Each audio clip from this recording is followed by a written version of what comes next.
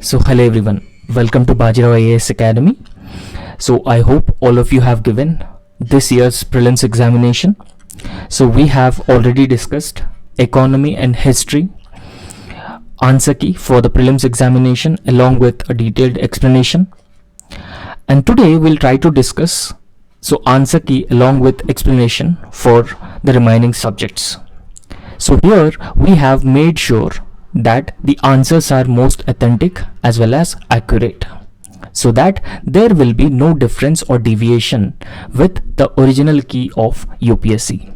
So here the objective of this particular session is to make sure that we will be discussing all those questions which were given in UPSC prelims examination of 2025 in a much more detailed manner along with the key as well. So without any further delay, let's get into the discussion. And the first question is about the Enforcement Directorate. We all knew that these type of questions are not new in UPSC. So like in the previous years also, UPSC used to ask such questions, particularly about the different ministries. Now here also one question that UPSC has asked. So Enforcement Directorate, and in fact if you regularly follow our news analysis, we have discussed about the Enforcement Directorate several times, right? So in our multiple discussions we have already talked about this Enforcement Directorate. So here they have given three different organizations and some of the functions of these organizations along with the ministries under which these organizations would work. So firstly, if they talked about the Enforcement Directorate, so it is true that Enforcement Directorate, one of its functions is to enforce the Fugitive Economic Offenders Act of 2018. But here this is incorrect, because the Enforcement Directorate would work under the Ministry of Finance but not Ministry of Home Affairs. So here what UPSC has done, UPSC has changed the ministry here. So that's why you have to be very careful. You have to pay utmost attention while going through the content of each of these questions, right? So here the correct answer is actually Ministry of Finance. So Ministry of Finance is the correct answer for this particular question, but not Ministry of Home Affairs. So here they have given Home Affairs. So this is incorrect statement. Now if you go to the Enforcement Directorate website, so within the Enforcement Directorate website, it is clearly mentioned that it functions or it works under the Department of Revenue, which is under Ministry of Finance. And in fact, on the left side of it, what we do section. So in the what we do section, it is clearly mentioned that some of its functions including the enforcement of the Fugitive Economic Offenders Act of 2018, right? So in the question it is given that it works under the administrative jurisdiction of Ministry of Home Affairs, but it is not under Ministry of Home Affairs, it is under the Ministry of Finance. So therefore one is incorrect.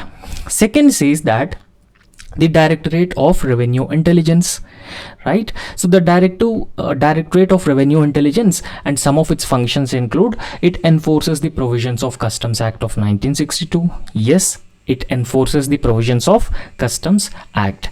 Now it says that the revenue intelligence, so it essentially means that it deals with the revenues of the government. So since it deals with the revenues of the government, it should be under the Department of Revenue of the Ministry of Finance, and it also enforces the provisions of the Customs Act of 1962 as well. And again, this has been taken from the government website itself, the Directorate of Revenue Intelligence. So the Directorate of Revenue Intelligence is under Ministry of Finance, Government of India, particularly under the Department of Revenue, right? So some of its functions of the Directorate of Revenue Intelligence have also been given here, and some of its functions including the enforcement of the provisions of the Customs Act 1962. Now, so therefore this is correct, but first is incorrect. And third says that the Directorate General of Systems and Data Management. So Directorate General of Systems and Data Management, some of its functions including carrying out big data analytics to assist tax officers for better policy and nabbing tax evaders. So that tax evaders are those people who are not paying taxes despite they are legally obligated to pay taxes within the jurisdiction, but they are evading taxes, but that means they're not paying taxes. So therefore this is also a correct statement. And in fact, it also comes under the Department of Revenue, Ministry of Finance. So therefore, this is also the correct answer. So therefore, the correct answer for this question is option B, only 2. And in fact, about the Directorate General of Systems and Data Management has also been taken from the government website itself. Right, so it is under the Department of Revenue, Ministry of Finance, and some of its functions have also been given here. So therefore, the correct answer for question number 3 that we have been discussing is option 2 only. And in fact, these questions are taken from set A. Right, so set A of the question paper. So the next question is, so since already we have discussed economy questions and history questions, so the rest of these topics we have been discussing now. The next question is, consider the following statements. Now in fact, UPSC has been asking about the critical minerals. In recent times, the trend of the UPSC is that they have started asking about the critical minerals. And in fact, critical minerals are also very important for any country, particularly because of electronic vehicles, particularly because of the green energy transition. So in this context, UPSC has been regularly asking about the critical minerals. Now here, one thing that we should learn from this particular previous year paper is that it is very, very important that there are certain rare earth metals and also critical minerals, and you need to identify and find out where these minerals are found out. For example, if we talk about lithium, so lithium is also a critical mineral, and lithium is mostly found in Chile. Right, so such questions are being asked by UPSC, and there is also a high probability that UPSC will continue this pattern in the future also. So therefore, you have to be very, very careful when it comes to the minerals, and you should also maintain a list of minerals and in which countries most of the reserves are located and which country produces most of these minerals. For example, uranium. Kazakhstan produces most of the uranium.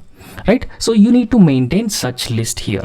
And in case if there is any initiative that is with respect to the critical minerals, and if India is part of such initiative, you should also keep that particular thing in mind, because there is a probability that UPSC will ask such questions in future examinations also. Now if you look at the first statement, so what does first statement says? So it says that India has joined Mineral Security Partnership as a member. Of course, India has joined the Mineral Security Partnership as a member. So remember, you need to understand one thing, that this Mineral Security Partnership is a US-led initiative. And the other thing that we should understand is that as of now, India has a substantially dependent on other countries, particularly China, for its critical mineral supplies. Now, if any country depends on critical minerals for any other country, so it will lead to the supply chain constraints. Right, so in order to achieve the supply chain resilience, so we need to widen our basket so that we could procure more and more such critical minerals, and it will also it will also affect our industries as well.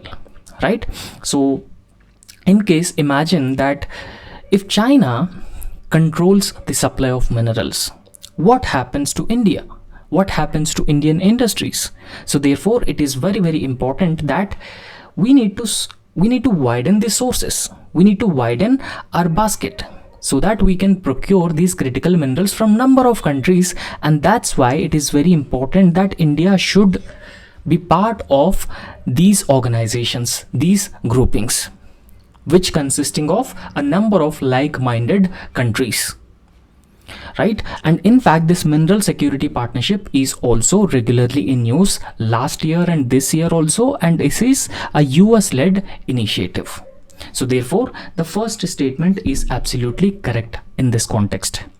Now we'll look into the second statement. So second statement says that India is a resource rich country and in all 30 critical minerals that it has identified. Now, if you regularly follow our news analysis, so we have time and again discussed that India has identified 30 critical minerals. So even though India has identified 30 minerals as critical minerals, most important minerals for its industry, India don't have all these minerals. India has been importing most of these minerals from other countries, particularly countries like China, right? So this table has been given here. With respect to lithium, we have 100% import dependency. We have been 100% importing lithium from other countries, particularly China, Russia, Chile, US. So from all these different countries. Now, it is not just with respect to lithium. So cobalt, so we have been importing cobalt, so 100% import dependence, and nickel also 100% import dependence. Right, so here it is mentioned that all 30 critical minerals that we have identified, so India is a resource rich country. So this statement is absolutely incorrect. Majority of the minerals are not found in India. So we don't have the substantial supply of majority of these critical minerals, and that's why we are becoming the members of such like-minded groupings. So therefore, statement number 3 is actually incorrect. So here a number of critical minerals have been given, and you can also see how much of these critical minerals we have been importing from other countries. So you should identify this aspect as well. And similarly, if you look at statement number 3, so if you can eliminate statement number 2, you arrive at the correct answer, that would be C. But if you look at the statement number 3, it says that the Parliament in 2023 has amended the Mines and Minerals Development and Regulation Act 1957. And in fact, it has empowered the central government to exclusively auction mining lease and composite licenses for certain critical minerals. Yes, so even though it is a lengthy statement, this is the correct statement because I have taken this from the PIB. I have taken this directly from the PIB, and it says that Parliament passes Mines and Minerals Development and Regulation Amendment Bill 2023 with a focus on critical minerals. And in fact, this amendment has introduced major reforms in India's mining sector. And in fact, according to this amendment, central government to exclusively auction mineral concessions for critical minerals, and state governments to get revenue. So therefore, we need to focus on this particular aspect. And this is from a government website, and it deals with the Mineral Security Partnership, and all these countries that you can see here are members of the Mineral Security Partnership. So by this, the correct answer for this question is option C, 1 and 3 only. 2 is not the correct answer. So the next very important question is about the circular economy. So circular economy is also a different type of economy which has been gaining a lot of attention in recent times. Right? So why it has been gaining a lot of attention in recent times? Now, with circular economy, generally what happens is that there is no need to extract a substantial amount of raw materials. There is no need to extract a substantial amount of raw material. So if we have developed a robust circular economy, right? So if we really have a robust circular economy, then there is no need for us to depend on the raw materials, because in circular economy generally what happens is that whatever resources that we have, now take for examples automobile industry. So if you can take automobile industry as an example, now the iron and steel that has been extracted from the automobile industry, so you can recycle it, and again you can produce new vehicles. And the batteries, you can recycle them, and again you can produce the new batteries from those old batteries. And that's why the government has already launched the a vehicle scrappage policy, right? So the government has already launched the vehicle scrappage policy, and that is in line with this circular economy. Now, one thing that we should understand here, now why we have a circular economy. So for example, if we have the water resources, and we started exploiting these water resources in an indiscriminate manner, right? So indiscriminate manner, we have been started extracting these water resources. Now what about the future generations? Because one thing that we should understand here, there are certain natural resources on this planet Earth which are limited in nature. They are not unlimited, they are very limited in nature. And if we started extracting them in an indiscriminate manner, what happens? Our future generations will be deprived of these water resources, because planet Earth not just belong to us, right? So it is not just belong to us. So how much right we have to live and use the resources of this planet Earth, the future generations also have the same rights. I would say they have the more rights. So therefore it is our responsibility to use the existing resources in a much more sustainable manner, and we need to pass on these resources to our future generations. But because of various activities of human beings, what has been happening, there is a faster depletion of the natural resources, and we need to arrest the faster depletion of the natural resources. And that's why the concept of circular economy has been gaining a lot of attention. It has been gaining a lot of attraction in recent times, right? I hope you have understood the concept of circular economy. In circular economy, what happens, that whatever resources, it's not about the extraction of the raw material, but for example, if you are using a mobile phone, and this mobile phone will be recycled to produce a new mobile phone. So the new mobile phone which has been produced used the old mobile phones material, old mobile phones components, rather than freshly extracting the raw material or natural resources. So by this, what happens? It will result in the sustainable development. So what is the concept of sustainable development? So we use the resources in such a manner that we don't deprive the future generations of their needs.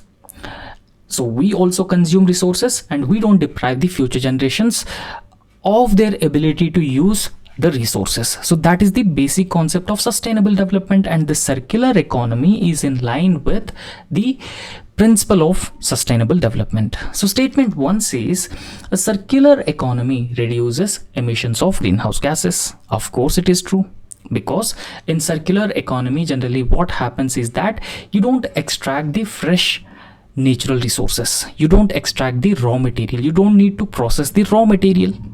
So you just have to process the already existing components. So therefore the circular economy will actually play a very, very important role in reducing the greenhouse gas emissions. Secondly, circular economy reduces the use of raw materials as inputs. So you don't need to extract the raw materials, right? So you don't need to extract the raw materials. So whatever components that we already have, so we are just using those components alone. So therefore this statement is also absolutely true. And circular economy reduce wastage in the production process. Yes, because for example, imagine that you are using a mobile phone and it gets older, and once it gets older, you need to dump the mobile phone somewhere else. Now it will result in a lot of waste generation. But here, to circular economy, what we have been doing, these old mobile phones are recycled to manufacture new mobile phones, and that's how the circular economy actually works. So therefore A is the correct answer for this question, and I hope you have understood this question and the concept of circular economy. Next is, consider the following countries. And how many of the above countries are members of the North Atlantic Treaty Organization? Now when we talk about the North Atlantic Treaty Organization, So this is a collective security alliance, and that was formed in the year 1979, right? So it was formed in the year 1949 through Washington Treaty. So Washington Treaty has been established. So it has established North Atlantic Treaty Organization. So this consisting of members of, so most of the members of North America, including Canada, US, North America, plus Europe, right? So collective security alliance, and that was formed during the Cold War period. This was formed during the Cold War period.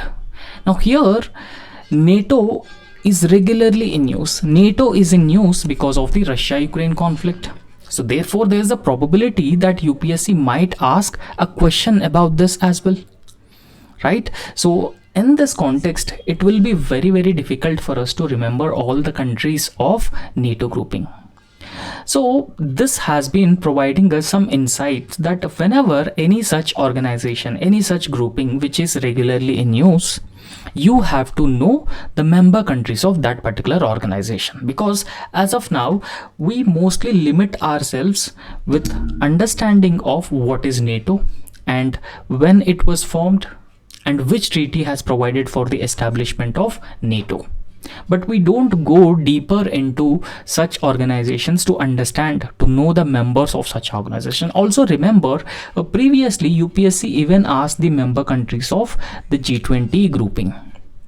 So therefore, this has been providing us some important insights that we should also know the member countries of important groupings and organizations. For example, NATO, G20, G7, and Asia Pacific Economic Cooperation, Indo-Pacific Economic Cooperation for Prosperity, and ASEAN grouping, BRICS grouping, and this time BRICS is also asked, Shanghai Cooperation Organization, BIMSTEC even asked by them, BIMSTEC, Bay of Bengal Initiative for Multi-Sectoral Technical and Economic Cooperation, and SAARC, right? So therefore all these member countries or groupings, so all these groupings are very, very important. You should know when these groupings were formed and what are the member countries of these organizations, right?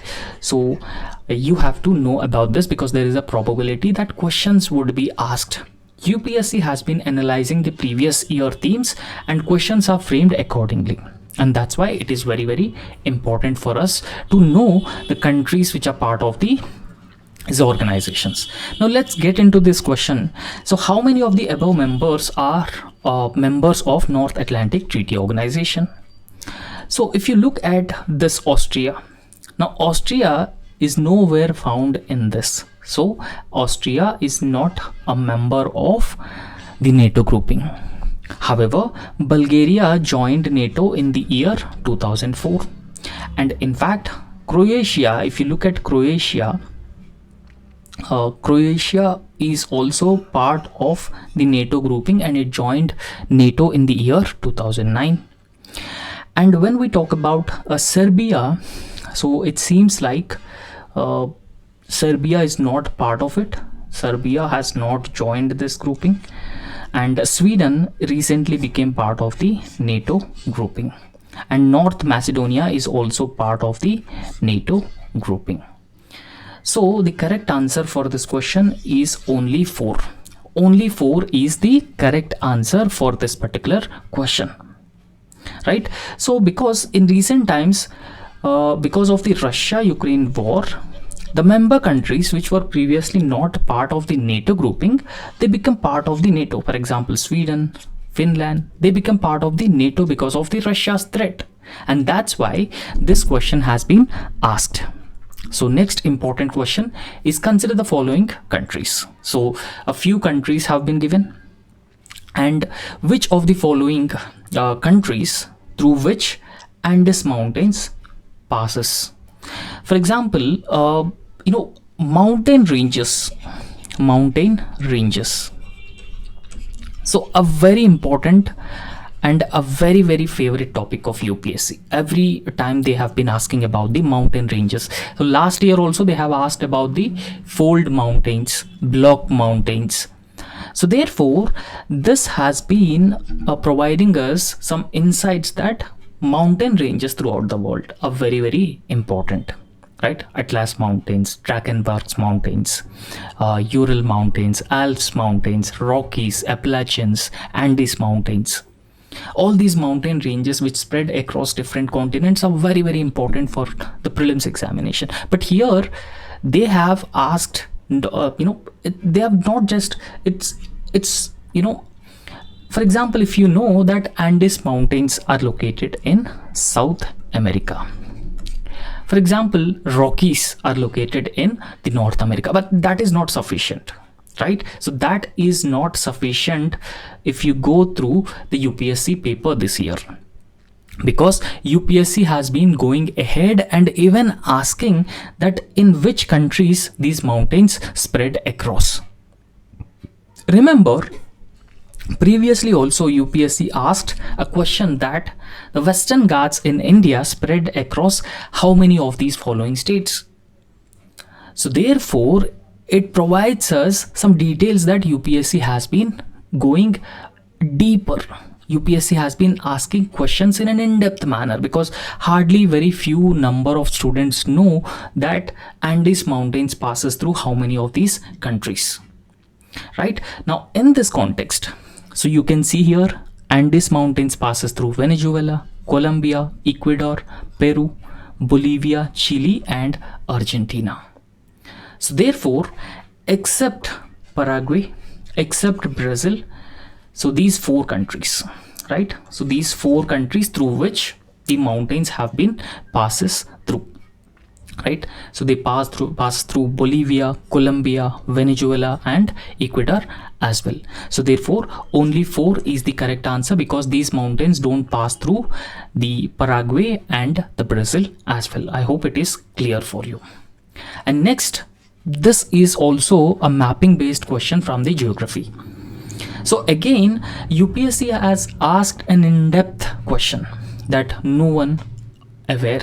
I mean, it is hardly known that which of the following lakes through which equator passes, right? So firstly UPSC has asked Lake Tanganyika.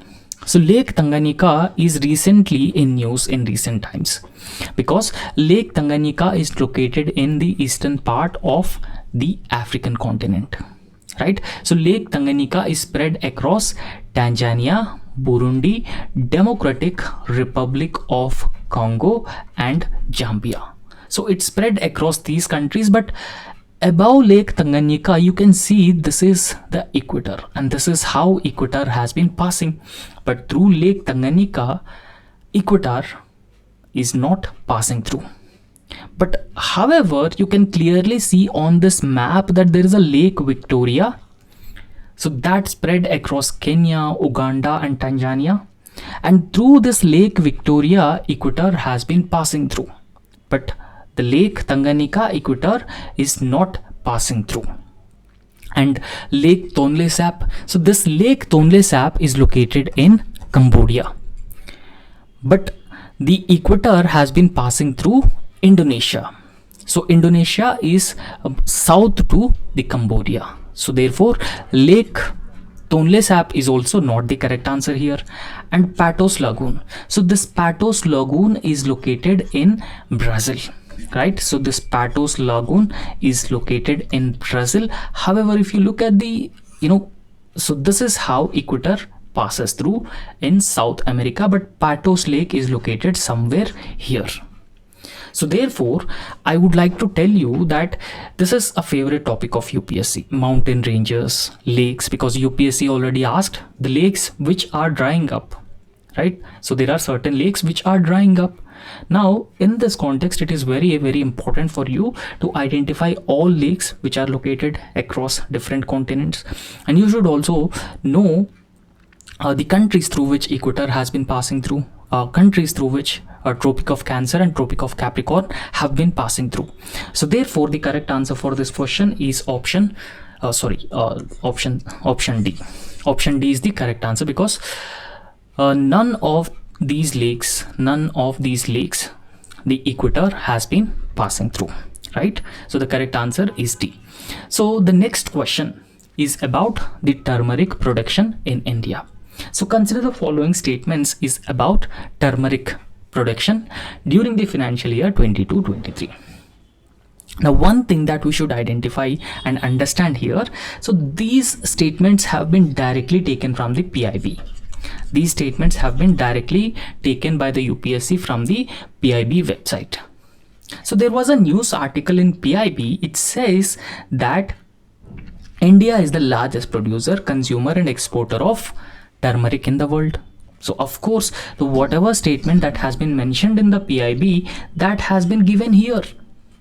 Right? For example, this statement has been mentioned in the PIB and it is given in the options. So this provides us some information that PIB is an authentic source for the preparation of prelims examination, because UPSC has been framing questions from the PIB articles. And second statement, more than 30 varieties of turmerics are grown in India. Now you can see here, more than 30 varieties of turmeric are grown in India, right? So they have directly taken out the statements from PIB website and they have given it as a question. And again, the third statement also, right? The largest producing states are Maharashtra, Telangana, Karnataka and Tamil Nadu. So look at the order. The Maharashtra, Telangana, Karnataka and Tamil Nadu are the major turmeric producing states, right? So from PIB, they have directly taken it and given it as a question. So therefore, the correct answer for this question is option D. So option D is the correct answer for this question. So it is important for us that a PIB is also an important source of information for us for the preparation of the prelims examination, right? So the next question is about the continental drift theory, right? So continental drift theory is also, a very important concept in geography. Now, when we talk about the continental drift theory, it says that the continents usually, all the continents were part of a single large continent, and because of number of factors, these continents separated from each other and they are drifting away from each other. Right, so that is what the continental drift theory has been telling us. Now in continental drift theory, it has been telling us, the first statement is that the belt of ancient rocks from Brazil's coast matches with those of the Western Africa. Yes, of course, true, right? So it is in fact true. Now if you look at the in fact, if this is the South American coast, right? So it is South American coast and this is the African coast. So it is being said that South American and the eastern coast of South America and the western coast of African continent, so they match in a jigsaw puzzle. So therefore, it has been revealing us that the belt of ancient rocks which are found in southern part of America, southern America coast, are matches with those of the Western Africa alone, right? So therefore, this is an evidence that once both Africa and South America were together, and because of the continental drift, they separated apart. So secondly, the gold deposits of Ghana is an African country, are derived from Brazil's plateau when two continents lay side by side. So again, this statement is also true when these two continents, South America and Africa, were together. So they had same minerals.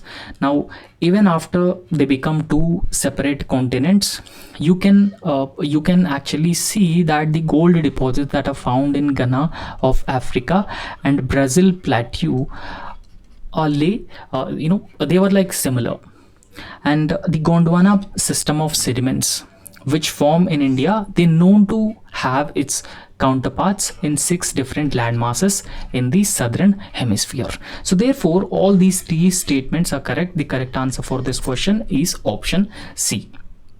Now here there are certain evidences for the continental drift theory. For example, the affinity of physical features, botanical evidences, placer deposits, delite deposits, polar wandering, distribution of fossils and rocks of same age across the oceans. All these are evidences of the continental drift theory, right? So therefore the correct answer for this question is option C. I hope it is clear for you.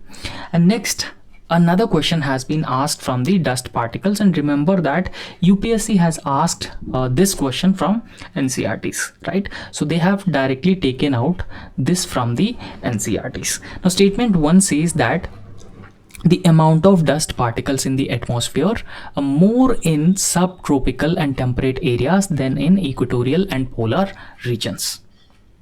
Yes, of course it is true, right? So NCERT Fundamentals of Physical Geography 11th standard, so if you go through this particular chapter and a topic called dust particles, it is clearly mentioned.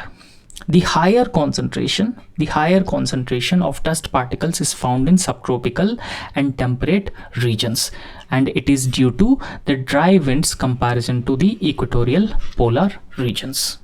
So this has been revealing us that you have to go through the NCERTs, because NCERT is also very, very important when it comes to your geography preparation for the prelims examination. And in fact, for your prelims examination without geography, if you don't read NCERTs of geography, your preparation for prelims examination is hardly complete. Now first statement is true, it is directly taken out from the NCERTs. Now second statement says that subtropical and temperate areas have less dry winds.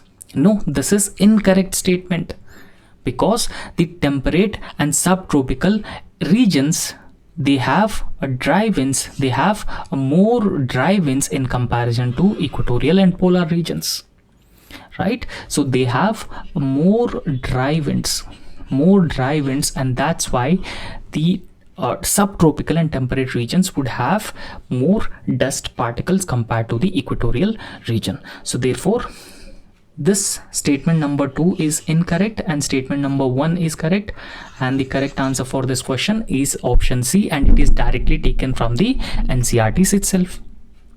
And next question is question number 27. Consider the following statements. So there are 2 statements have been given, and in fact UPSC even asked this same question last year also, right? So this is with respect to the isotherms. So when we talk about the isotherms, so imagine this, imagine like this, that they are temperature,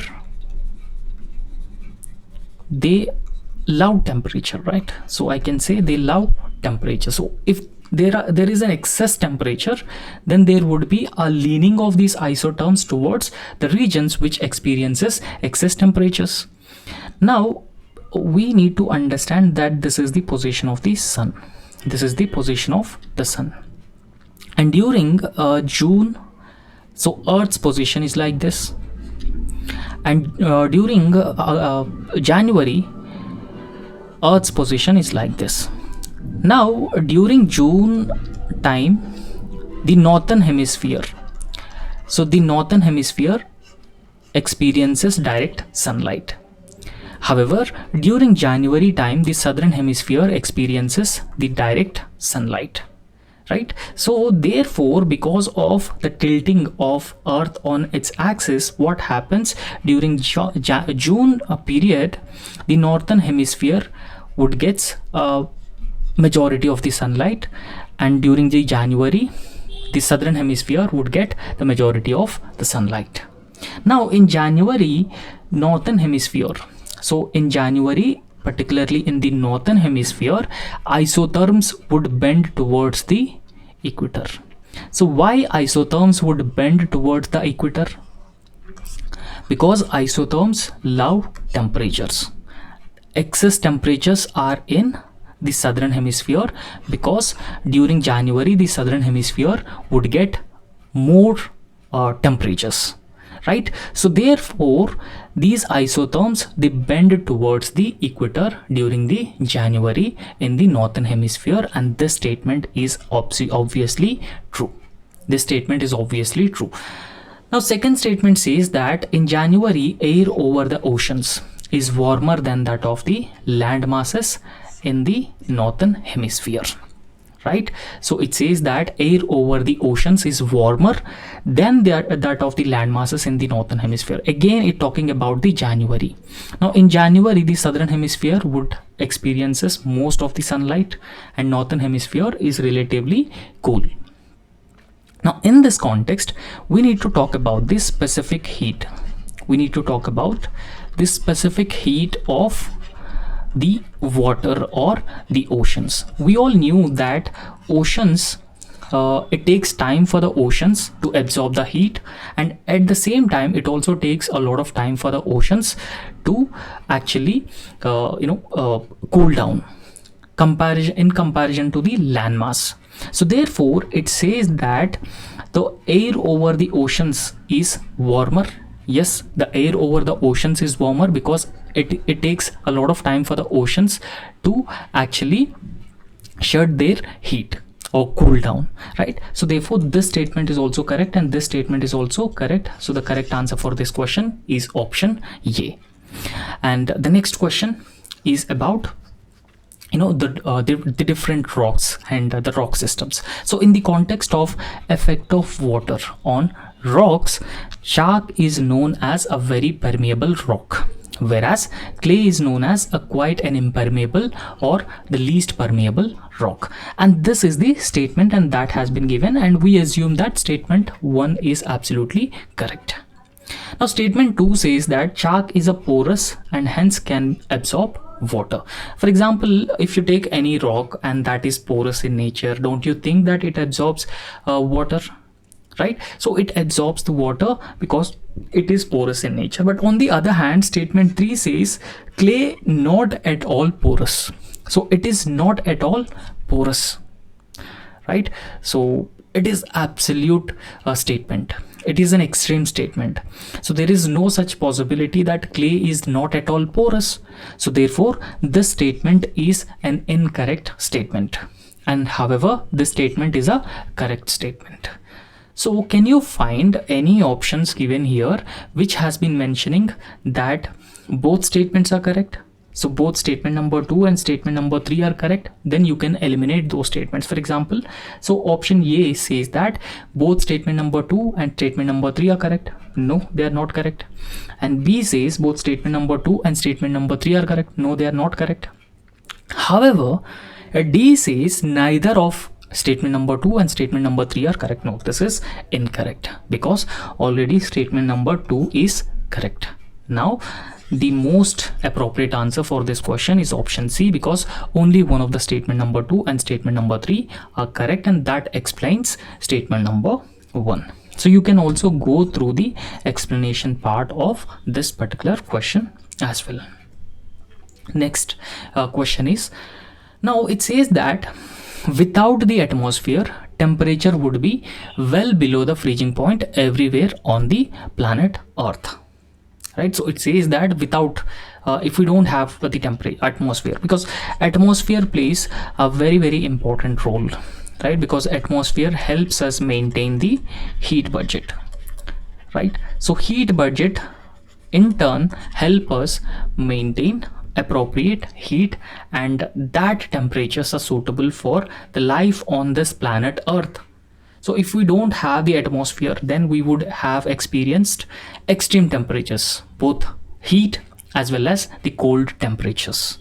Now the first statement says that without the atmosphere, the temperature would be well below freezing point everywhere on Earth's surface. So it seems like an extreme statement, right? So if we don't have the atmosphere, so there will be extremely cold environment throughout the planet Earth. However, there is a dispute that it is also being said that if there is no atmosphere, there is a probability that during daytime there will be extreme temperatures, and during the night times there will again extreme cold temperatures. So both heat and cold temperatures would be experienced. But I would say that everywhere on the surface is an extreme statement. This is not incorrect, because during the daytime the earth experiences the higher temperatures, extremely hot temperatures during the daytime, and night time there will be extremely cold temperatures.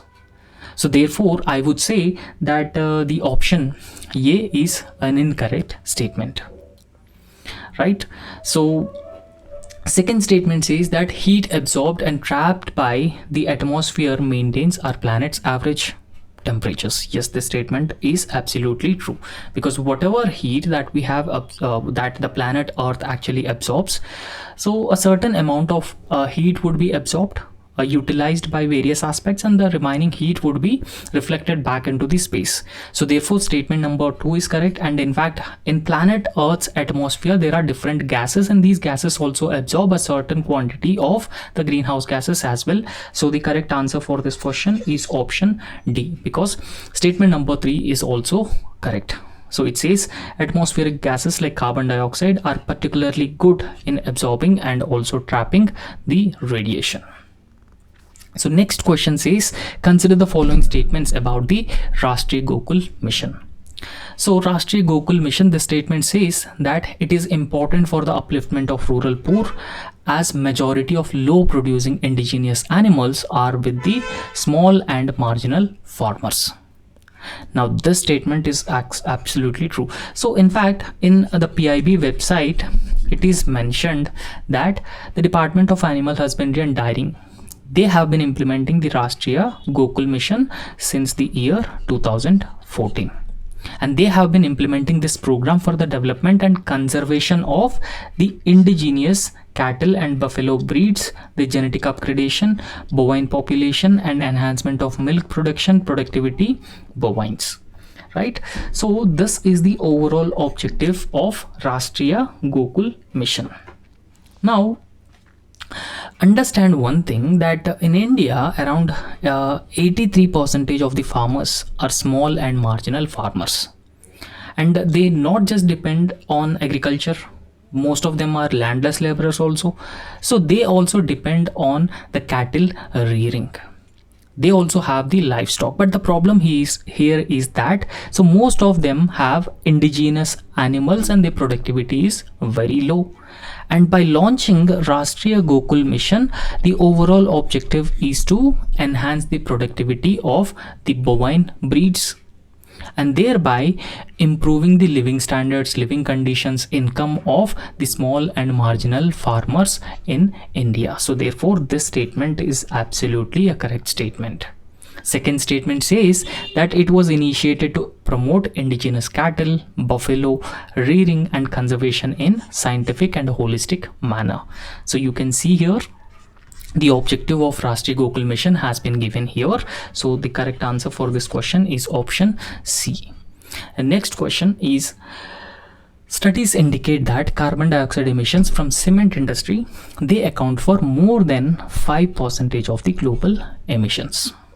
Yes, this is true, because a cement industry is a carbon intensive industry. Now if there is a cement industry, it emits a huge quantities of the carbon into the atmosphere, a huge amount of carbon dioxide into the environment. So therefore statement 1 is absolutely a true statement. However, statement 2 says a silica bearing clay is mixed with limestone while manufacturing cement. Yes, of course this is true that the silica bearing clay is mixed with limestone while manufacturing the cement, but this procedure will not result in the emission of the greenhouse gases. This is one process which is part of the cement manufacturing industry, but this process alone would not emit the greenhouse gases. But if you look at the statement number 3, it says that the limestone is converted into lime during the clinker production for the cement manufacturing, and in this particular process there will be the emission of the greenhouse gases into the atmosphere. So therefore statement number 1 is correct, statement number 2 is correct, and 3 is also correct statement.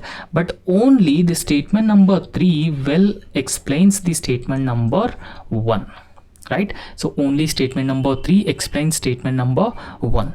So therefore Option C is the correct answer for this question, and you can also go through the explanation of this particular question as well. And next question is, scientific studies again suggest that there is a shift that has been taking place in Earth's rotation and its axis. Right?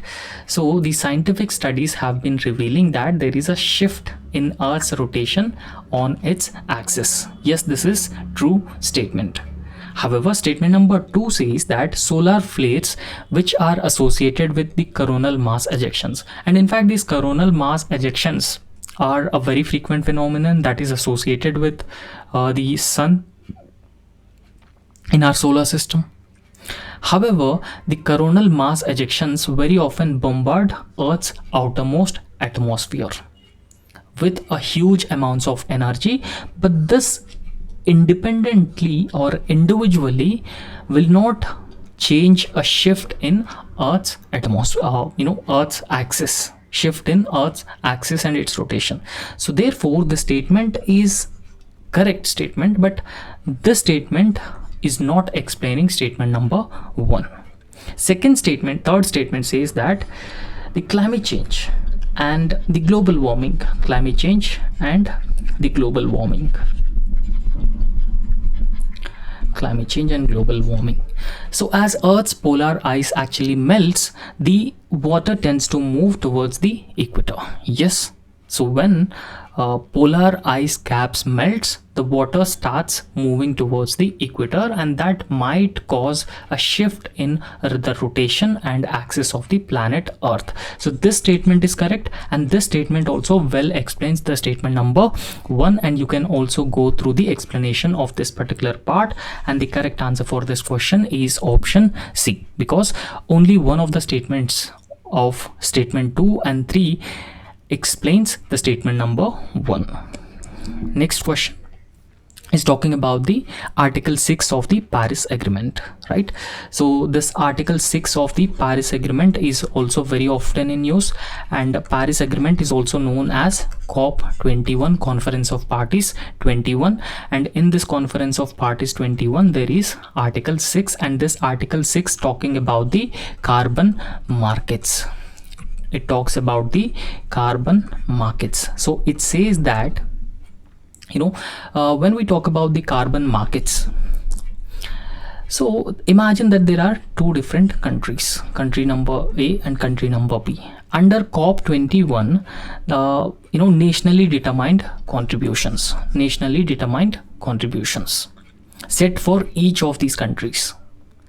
So accordingly, country A would have to limit the emission of greenhouse gases, and country B should also limit the emission of the greenhouse gases. So they need to limit the emission of the greenhouse gases. Now in this case, in case of country A is not able to limit the emission of the greenhouse gases, so it exceeded the overall limit that has been given to it.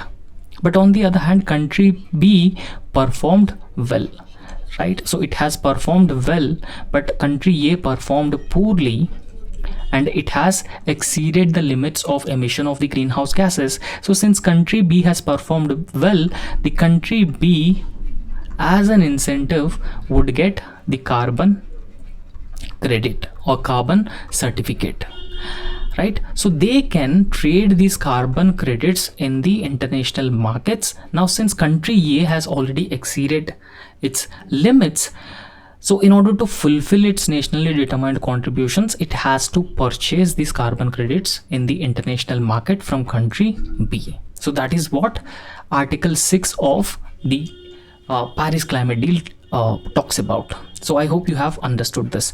Now statement number 2 says Article 6 of the Paris Agreement on climate change sets out there are certain principles for the carbon markets. Yes, it talks about the carbon markets, so therefore this statement is true.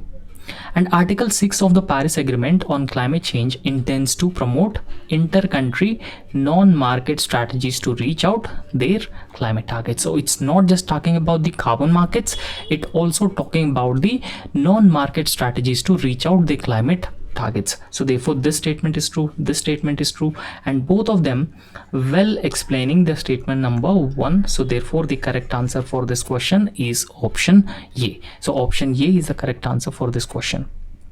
So next is Nature Solutions Finance Hub for Asia Pacific region, right? Which of the following have been launched? The Nature Solutions Finance Hub for Asia Pacific. The correct answer for this question is the Asian Development Bank.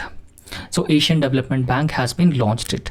Now remember that previously UPSC has also already asked questions about the International Monetary Fund, World Bank, Asian Development Bank as well. So these are the multilateral financing institutions, multilateral financing bodies. So these bodies are also very, very important, and IMF and World Bank are called as Bretton Woods organizations. So therefore you have to go through these organizations and their publications as well, because there is a trend that UPSC has been asking questions about these topics as well. So ADB launched the Nature Solutions Finance Hub for Asia and Pacific for Conference of Parties 28. So that aims to attract at least 2 billion into investing programs, right? So therefore the correct answer for this question is option A, and that this has been directly taken out from the official website of the Asian Development Bank. So the next important question is with respect to direct air capture. So this is an emerging technology. Which of the following statements are correct?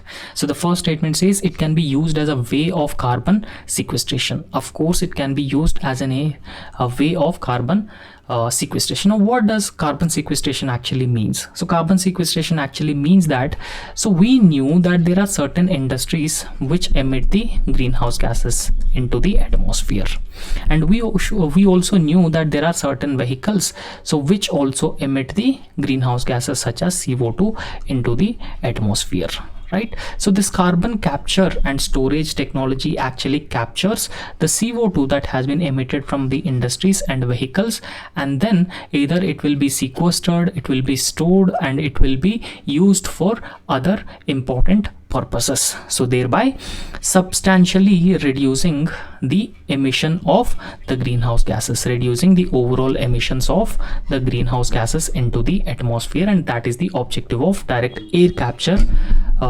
technology. Now here, of course, it can be used as a way of carbon sequestration. So whatever energy that we have captured, whatever carbon that we have captured, so that can be sequestered safely, and it can be a valuable approach for plastic production and in food processing as well. Yes, this is a valuable approach. And in aviation, it can be a source of carbon for combining with hydrogen to create a synthetic low carbon fuel. Yes, this statement is also a correct statement. So the correct answer for this question is option C. And next question is peacock tarantula. So peacock tarantula is recently seen in news. Now, UPSC has been asking about these species as well, so therefore it is important for us to focus on these species as well. So it says that it's a omnivorous crustacean. Now crustaceans are those species which are either amphibians, which either marine products, so marine organisms, but this is a spider species, it's not a crustacean, right? So therefore this statement is absolutely incorrect statement. And in fact the second statement says that its natural habitat in India is only limited to some forest areas. Yes, its natural habitat is only limited to some forest areas. For example, it is known as a critically endangered species, and it is located only in forests of the state of Andhra Pradesh, right? So as per IUCN Red List of Species, it is a critically endangered species and it is only limited to some forest areas in the state of Andhra Pradesh. So therefore this statement is absolutely a correct statement. And in fact, in its natural habitat, it is an arboreal species. So what are those arboreal species? And those species which live on trees are known as the arboreal species, right? So those species which live on trees, so they are known as the arboreal species. The correct answer for this question is option D. Option D is the correct answer for this question. Option A is an incorrect statement. This is not a crustacean species. So next question is the carbon dioxide CO2 emissions in India are less than 0.5 ton of CO2. And remember that this is an incorrect statement. Now we very often read that India's per capita emissions of CO2 is lowest in the world. Now we limit ourselves to that particular statement alone, but we never try to find out what is exactly the number of per capita emission. What is that data? Right? So if you tried to find out the data, then you can mark this question correctly. Right? So you can mark this question correctly if you can try to find out that particular data. Right? So it is not 0.5 ton CO2 per capita, but in India it is 1.93 metric tons in 2022, and that is the per capita emissions of the greenhouse gases. In terms of CO2 emissions, so this statement is absolutely incorrect because this is not 0.5 ton of CO2. Now in terms of emissions from the fuel combustion, India ranks second in the Asia Pacific region. Yes, this statement is correct. After China, India ranks second in the combustion emissions. And third statement says electricity and heat producers are the largest sources of CO2 emissions in India. Of course, electricity generation, heat production, heat generation, energy generation is the largest sources of the greenhouse gas emissions or CO2 emissions into the environment. So therefore statement number 2 is correct. Statement number 3 is also correct. The correct answer for this question is option C. So next, remember that UPSC has also been asking such questions. In previous years also UPSC has given such different questions. For example, cassava, right? So cassava is a woody shrub and it grows in the tropical areas. And in the past also UPSC has asked about the Kharif and Rabi crops, right? So they have asked about the Niger seed. So there is a probability that you need to know what are the Kharif crops, what are the Rabi crops, what are the different crops or different plants which are regularly in use, and what is the characteristic feature of that particular plant species. You should try to know this because this is very, very important from the exam point of view. Now cassava is a woody shrub and therefore this is the correct answer. And ginger, again herb with a pseudostem, this is also correct. And Malabar spinach, this is also correct because this is a herbaceous climber. And mint is a annual shrub and papaya is a woody shrub. So this is incorrect because mint is not an annual shrub, this is a perennial shrub. This is the perennial shrub. And apart from that, papaya is not a woody shrub, so this is a herbaceous plant or tree-like herb. So therefore this is incorrect and this is also incorrect. The correct answer for this question is option B, only 3. So next question is about the rainforest and the phytoplankton. And in fact the rainforest or the phytoplankton or photosynthetic bacteria in the oceans, they play a very, very important role when it comes to the emission of when it comes to the production of oxygen, right? So it says that the rainforest produce more oxygen than that produced by the oceans. No, this is incorrect statement. Not the rainforest, but in oceans there are a lot of photosynthetic bacteria and also the phytoplankton. Right? So phytoplankton and photosynthetic bacteria, they are autotrophs, right?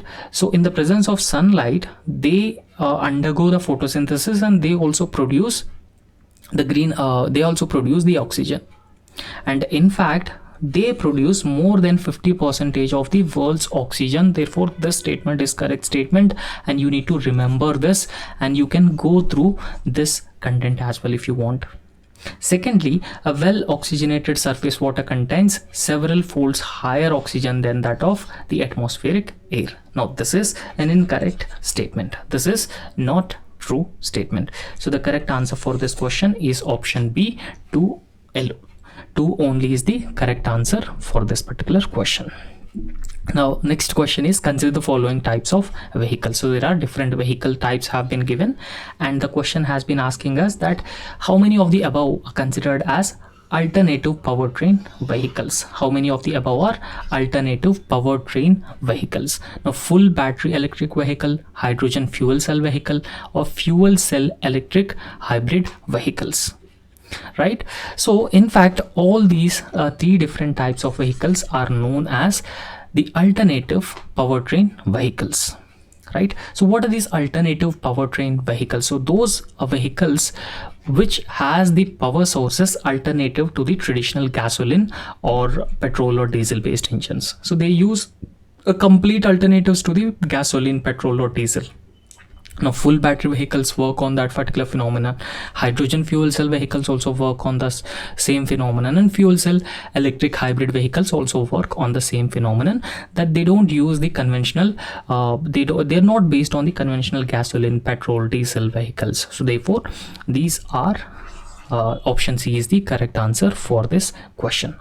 And next, unmanned aerial vehicles. So unmanned aerial vehicles are some vehicles which are guided autonomously by remote control or by both means that carry some combination of sensors, electric receivers, transmitters, and even the offensive ordinances. So statement 1 says all types of UAVs can do the vertical landing. No, there is no such thing as they can do everything, right? So all types of UAVs, and all types of UAVs can do automated hovering. All types of UAVs can use battery only. No, there is no such thing. There might be some certain unmanned aerial vehicles, and they might use the solar panels, they might use and other different modes of power supply. So therefore the D is the correct answer for this particular question, right? So there are certain UAVs, they cannot do the automated hovering as well, right? So D is the correct answer for this particular question, and you can also go through the explanation of this question. And in the context of electric vehicle batteries, consider the following elements, right? So electric vehicle batteries, and the following statements have also been given here. So how many of the above usually make up the battery cathodes, right? So for example, the cobalt, right? So there are certain this is cathode and this is anode. So in electric vehicle batteries, there are both cathode and anode as well. So it is specifically talking about the battery cathodes. Now here a manganese can be a cathode, lead dioxide can be a cathode, and nickel can be a cathode, right? So nickel can be a cathode for a particular battery, and lithium cobalt oxide can also be a cathode, right? So lithium nickel manganese and lithium nickel cobalt is also a cathode. But on the other hand, the graphite, you can see graphite. So graphite is an anode, right? So graphite is an anode, but remaining are cathode. So only 3 is the correct answer for this particular question. I hope it is clear for you. Next, how many of them contain the plastic? So there's no guarantee that even if 1% of the plastic is mixed with the car tires or eyeglass lenses or cigarette butts, then they would contain the plastic. So therefore it is C, all the 3 would contain the plastic, and you can also go through the explanation of it as well. So all 3 items that have been given here, so they have plastic content. And coal gasification technology can be used in the production of how many of the above, right? So when we talk about the coal gasification technology, through coal gasification technology, the exception is that we cannot produce nitroglycerin, right? So through coal gasification we can actually produce a syngas, and syngas is a mixture of gases including hydrogen and the carbon monoxide. Hydrogen and carbon monoxide mixture is called as the syngas. The mixture is called as syngas. But you cannot produce nitroglycerin through the syngas. So therefore the correct answer is option B, because you can produce urea, you can also produce ethanol as well through the coal gasification technology, but you cannot produce nitroglycerin through the coal gasification technology. The correct answer for this question is option B. And in fact, the next question is a very, very difficult question. Unless you don't refer this in any newspapers, it will be difficult for you to opt this. right? What is the common characteristic of a chemical substances generally known as Cl20, HMX and LLM105, which are sometimes talked about in the media? So in fact, these are explosives in the military weapons, right? So they are high energy explosive compounds which are developed for military applications, particularly in warheads, bombs and the advanced munitions, right? So the correct answer for this question is option B. And next question is, consider the following statements. So consider the following statements. So it is expected that Majorina 1 chip will enable the quantum computing. Yes, so Majorina 1 chip is a chip that could enable the quantum computing, and it has been developed by the Microsoft. Microsoft's new quantum computing chip Majorina 1 has been out. Now in fact, Majorina 1 chip has been introduced by Amazon Web Services, and that's where UPSC has changed this. So in the place of Microsoft, UPSC has brought in the Amazon web browser. So if you can eliminate this one, so you can eliminate option A, option B and option C, and the correct answer would be option C, right? So a deep learning is actually a subset of machine learning. Yes, deep learning is a subset of machine learning, and this statement is correct and this statement is correct. Statement number 2 is absolutely an incorrect statement. And with reference to monoclonal antibodies often mentioned in the news, consider the following statements. The first statement says that they are man-made proteins. Yes, they are man-made proteins. They are laboratory-made proteins. So statement 1 is absolutely true. And statement 2 says they stimulate the immunological function due to their ability to bind the specific antigen. So they can actually bind the specific antigen. So therefore this statement is also absolutely correct, and they are used in treating viral infections like Nipah virus. Yes, this statement is also absolutely a correct statement, and you can also go through the explanation part of this question as well. And next question is, no virus can survive in ocean waters. Why? Right? So in fact, there are different virus types and they can well survive in ocean waters, and you cannot say that no virus cannot survive in the ocean waters. So therefore this is incorrect statement.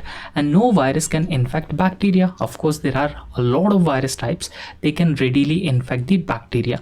And third statement, no virus can change the cellular transcriptional activity in host cells.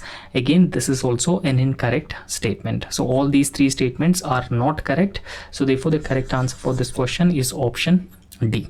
And the other thing that you should remember here is no is an extreme word, right? No is an extreme word. So what if even if there is a one virus that can survive in ocean waters, and then this statement would be wrong. And again, this is from the science and technology portion, right? So therefore you have to be very, very careful while attempting such questions. So when you see the extreme statements or extreme words, I would not suggest you to that particular statement is wrong. So rather I would suggest you to be careful when you come across such extreme statements. Next says that activated carbon is a good attractive tool to remove pollutants from the effluent streams and to remediate the contaminants from the various industries. Yes, the statement is absolutely a correct statement. There is no doubt about that. And activated carbon exhibits a large surface area and strong potential absorbing the heavy metals, and that's why it is being used as a tool to remove the pollutants from the effluent streams. So therefore the statement is correct, and it explains the statement number 1.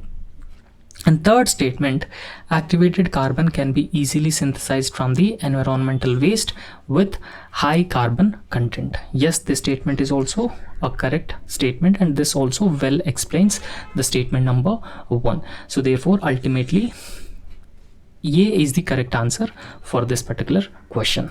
And next, with reference to Indian polity, consider the following statement. So this is with respect to the ordinance making powers of the president.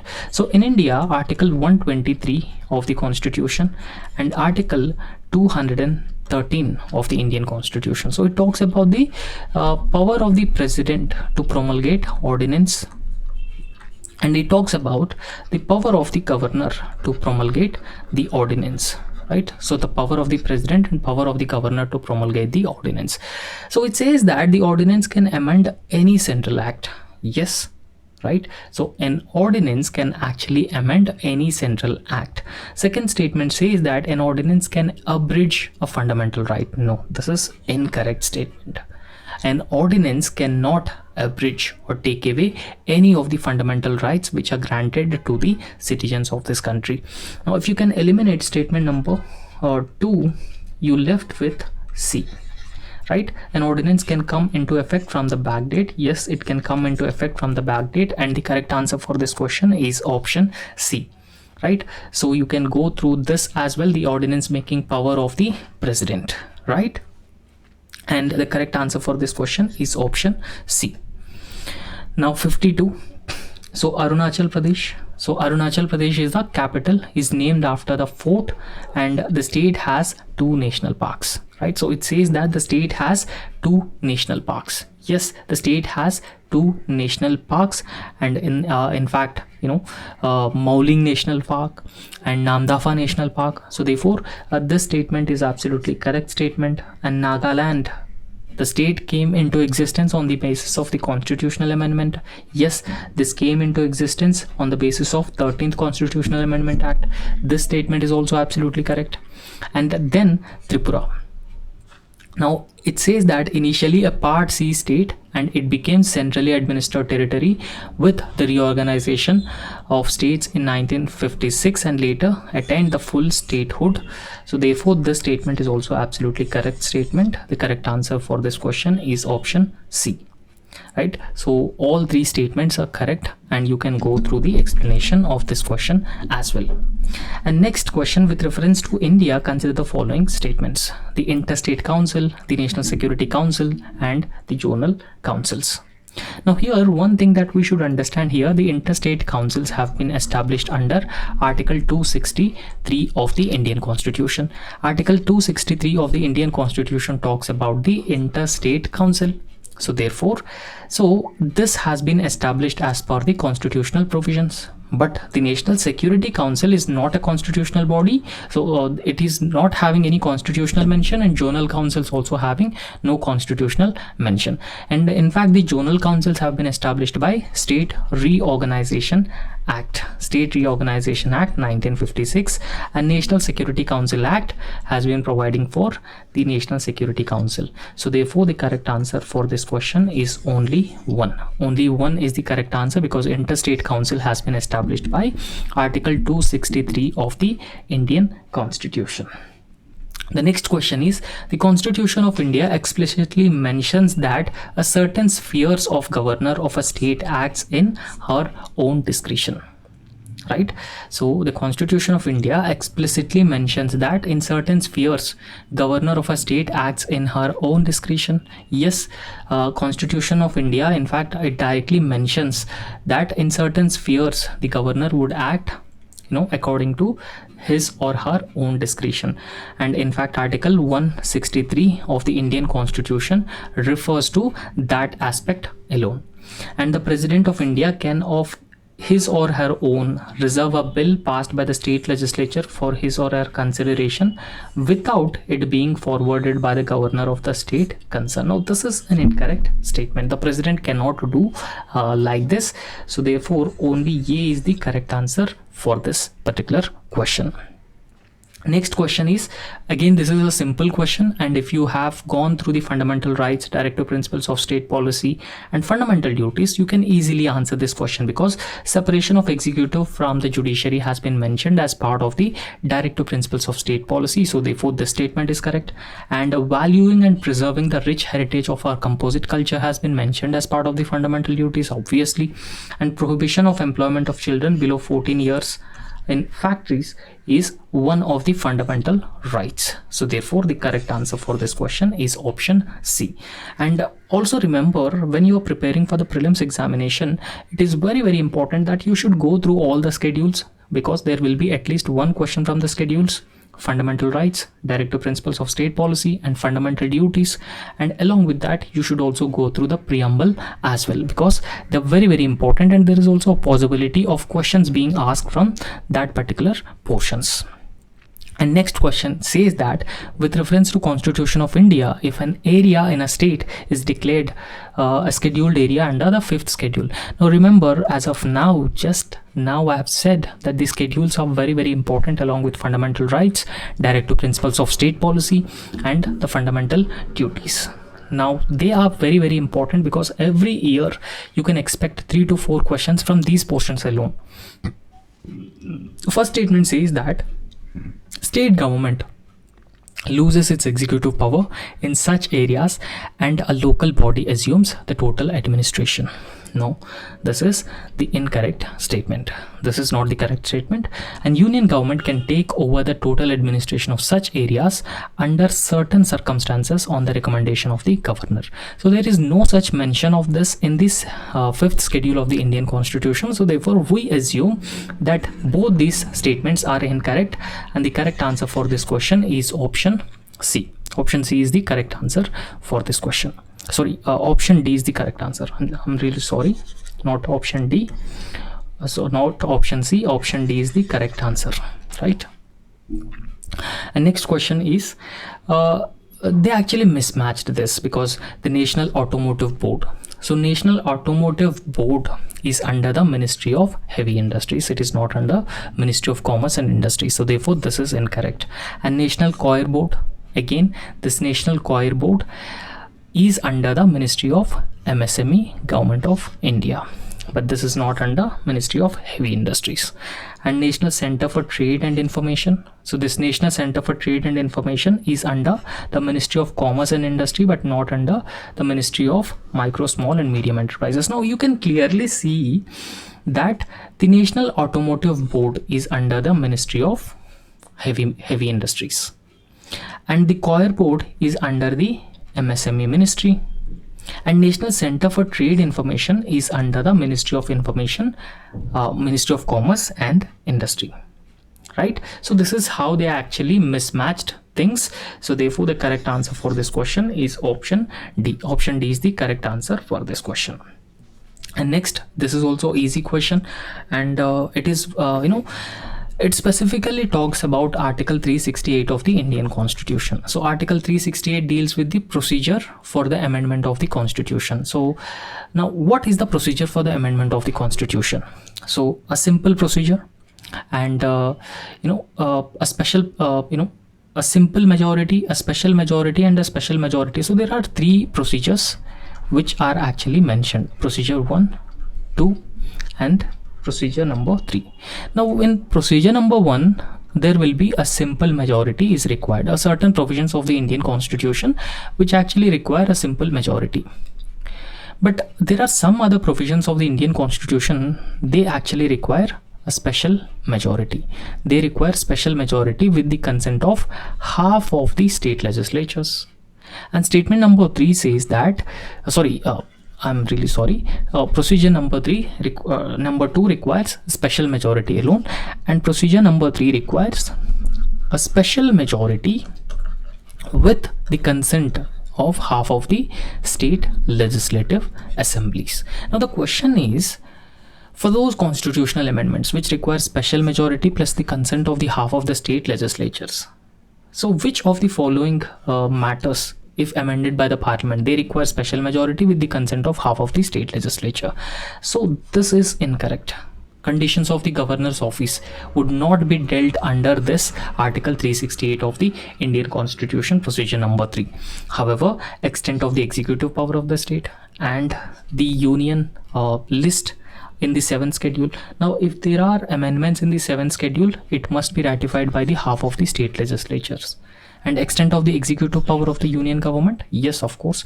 So therefore the correct answer for this question is option A, right? So option A is the correct answer, but conditions of the governor's office would not be governed under the special majority with the consent of half of the state legislatures in the amendment process.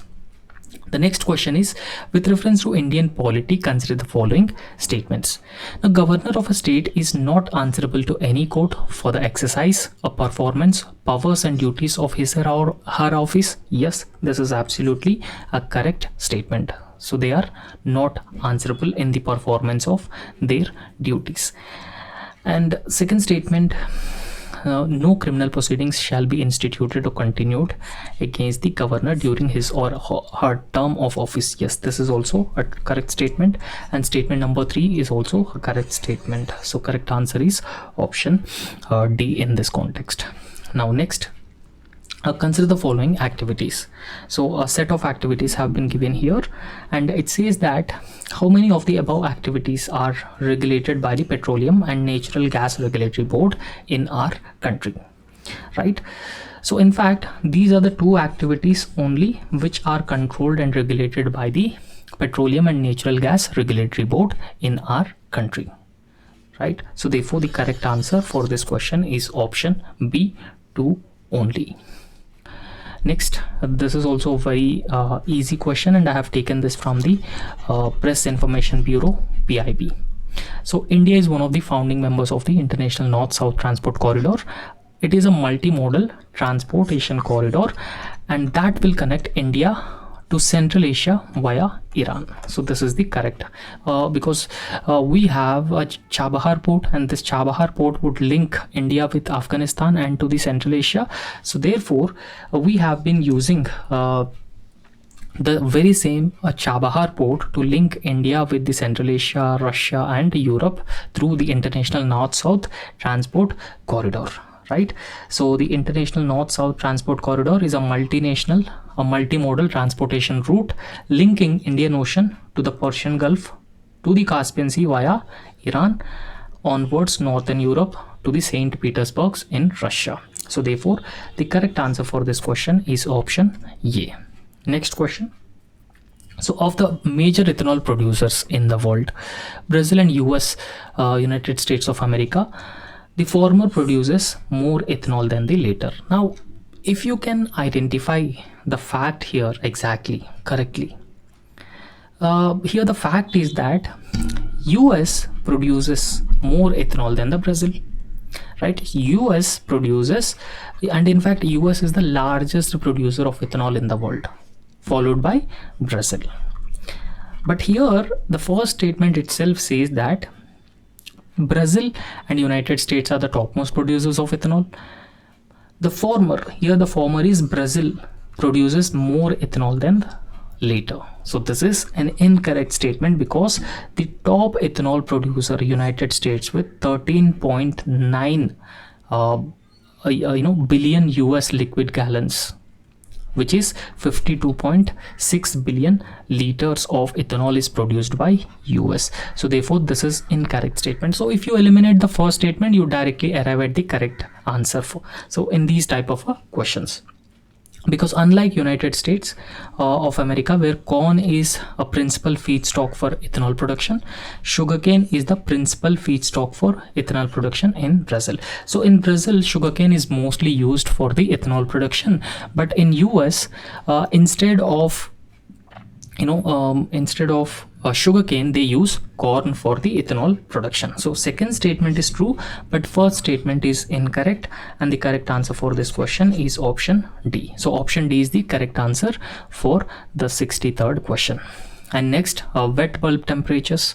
And recently World Bank has warned India that it could become one of the first places where this wet bulb temperatures routinely exceed 35 degrees Celsius. And in this context, which of the following statements best reflects the implications of the said report?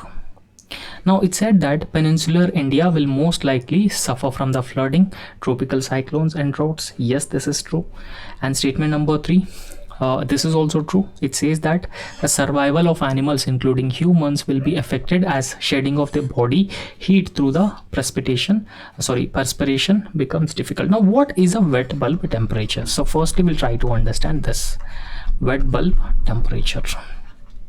Now, wet bulb temperature is actually the lowest temperature to which the air can be cooled by the evaporation of water. For example, imagine that you are heavily sweating. You are heavily sweating and suddenly you sit under a fan, and the sweat started evaporating, right? So the sweat started evaporating. But there are some instances, even if you are heavily sweating and even if you are sitting under the fan, the sweat is not evaporating. So that means that the wet bulb temperature has been increasing. When the wet bulb temperatures increases, even if you are sweating, your body will not cool down, your sweat will not evaporate. So that will cause an uncomfortable situation for you, right? So that is what is called as the wet bulb temperature, and these temperatures have been increasing. Now imagine that if you are constantly sweating and you feel uncomfortable, right? So the sweat is not evaporating, right? So the lowest temperature to which air can be cooled by evaporation of water into the air at a constant pressure. So that is what is called as the wet bulb temperature, and the correct answer for this question is option C, 64. The correct answer is C, right? So the next question is, consider the following statements with respect to the International Bank for Reconstruction and Development. Now, it provides loans and guarantees to the middle income countries. Yes, it provides loans and guarantees, and it works single-handedly. What do you mean by single-handedly? Because it works with the World Bank, it never works single-handedly, right? So it helps the developing countries, that's true, but it never works single-handedly, it works along with the World Bank. So therefore this is the incorrect statement. And in fact, this has been established after the end of the Second World War in 1944. In 1944 it has been established. So 1 and 3 is the correct answer for this question number 67. Next question. So PM Suryagar Muft Bijli Yojana, right? So what exactly is PM Suryagar Muft Bijli Yojana? So it targets the installation of 1 crore solar rooftop panels in the residential sector. Yes, of course, this is true. Under the PM 1 crore solar rooftop panels would be installed. Secondly, the Ministry of New and Renewable Energy aims to impart training on installation, operation, maintenance and repairs of solar rooftop systems at grassroots level. So this is also the correct statement.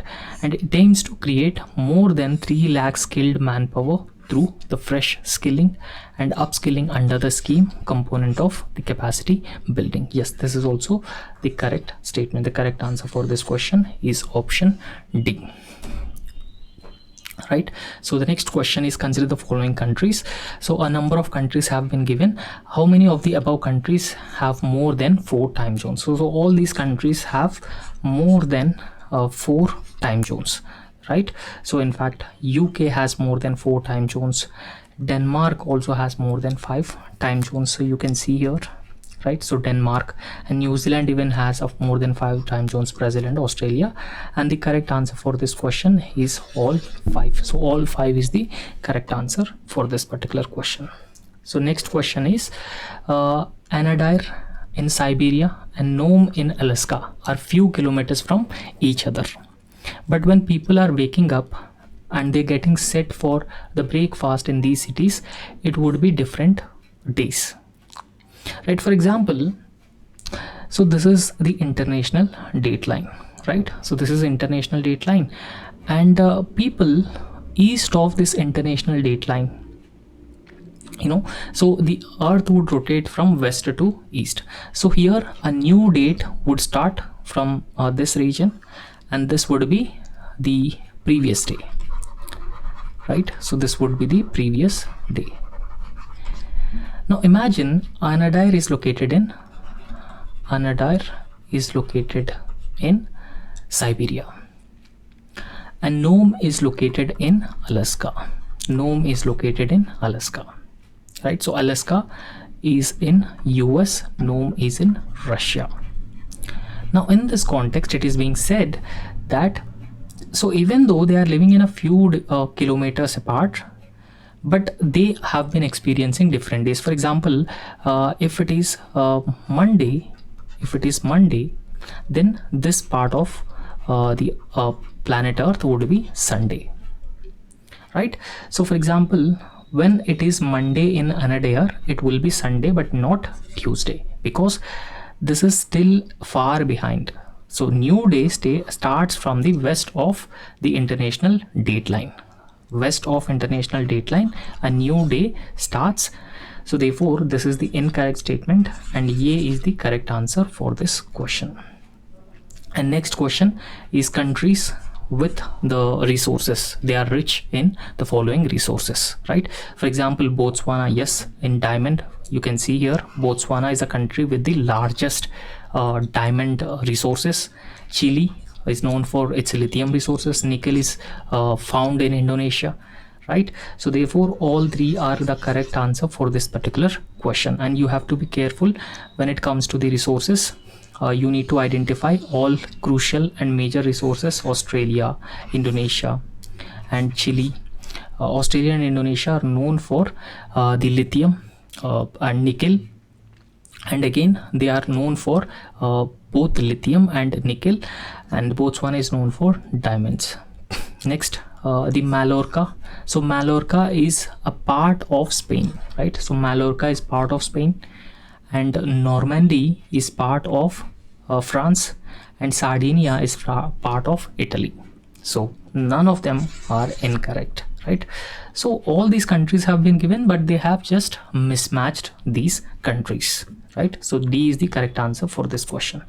Now statement number 1 says some rare earth elements are used in the manufacturing of flat television screens and computer monitors. Yes, this is true, because some rare earth metals would be used, and some rare earth elements have a phosphorus properties. So phosphorescent properties. Yes, this statement is correct, and this statement is also correct, and the correct answer is A for this particular question.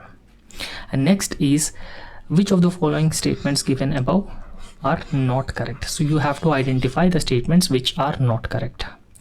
Now, in fact, the Indian Railways have prepared the National Rail Plan to create a future-ready railway system by the year 2028. A future-ready railway system by the year 2028. Now, this is not 2028. This is 2030. So therefore this is incorrect statement. And in fact, Kavach is not designed in collaboration with any other country, rather it is indigenously developed. So therefore this statement is correct statement. So 1 and 2 are not correct statement. The correct answer for this question is option A, and you can also go through the explanation part of this particular question. And consider the following space missions, right? Axiom 4, SpaceX, Gaganyaan. So how many of the above space missions encourage the support microgravity research? So what does it mean? Microgravity research means conducting or doing research in a zero gravity environment in space, and all these 3 missions would help in the and it will support the microgravity research. The correct answer is C. Now you can see here Dornier 228, it is a maritime patrol aircraft. So this is Dornier 228 and this is a maritime patrol aircraft. So IL-76, so IL-76 is a supersonic combat aircraft, right? So this is not supersonic combat aircraft, so this is IL-76. C-17 Globemaster. When we talk about C-17 Globemaster, it is a military transport aircraft. So therefore B is the correct answer. This is not, IL-76 is not a supersonic combat aircraft, right? So only B is correct answer for this question. And the artificial way of causing rainfall reduce air pollution, and it makes use of silver iodide and potassium iodide, and it has been given here silver iodide, potassium iodide and dry ice is being used for artificial rain creation, right? So that's all in this lecture, and thank you so much.